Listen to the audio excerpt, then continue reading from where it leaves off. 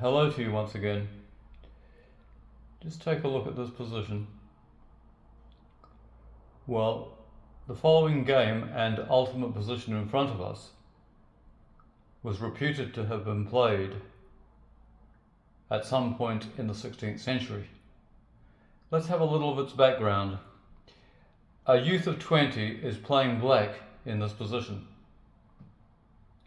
His name was Vincenzio de Guadagnaro, distinguished but possessed of an improvident extravagance, impetuous passions, love of learning and antiquities,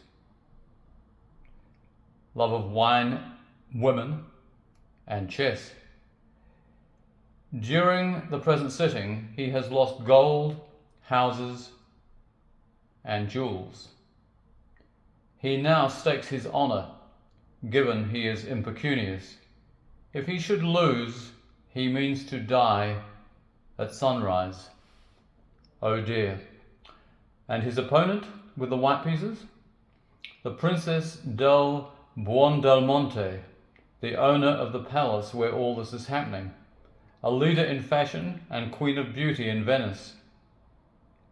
There is such a feeling of loathsomeness by each party to the other, and past differences spark a mutual revenge. When the position on the board in front of us is reached, it looks ominous for the fair lady.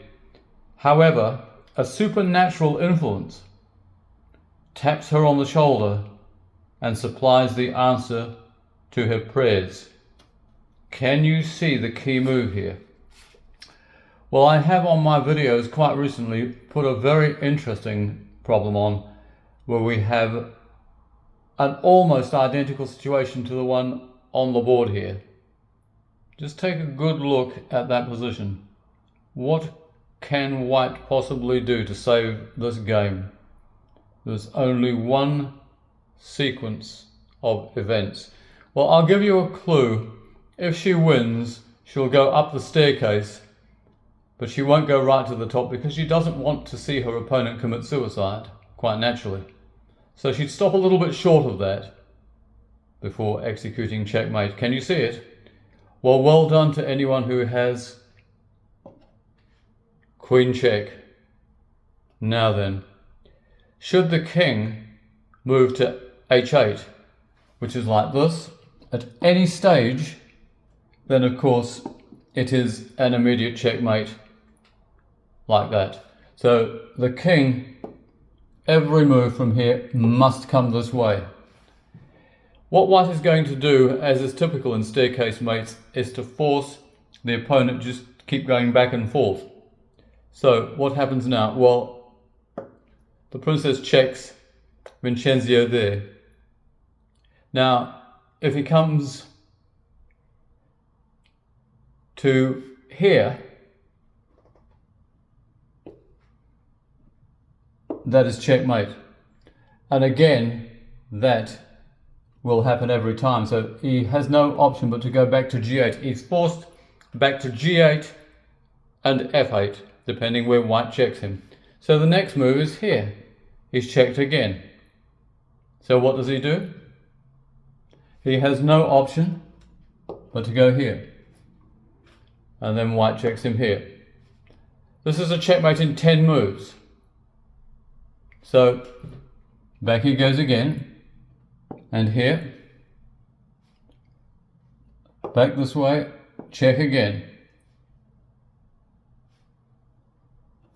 Yeah, yes. Now then, what does white do in this position? Well, he plays here, check. Black has to go to f7. The good lady goes here. And then black has one move there. And that is checkmate. And that is quite a magnificent feat when you consider the insurmountable material that black has at his disposal. But he couldn't do anything with it. So I don't know whether he did end it all or not. That is not part of the tale. We just leave it at this point where she gets her revenge, and quite honestly, he'd be unable to pay monetarily, so perhaps he did have to go ahead and do it. There we are. I hope you enjoyed that one. It's very interesting, isn't it? And goodbye for now.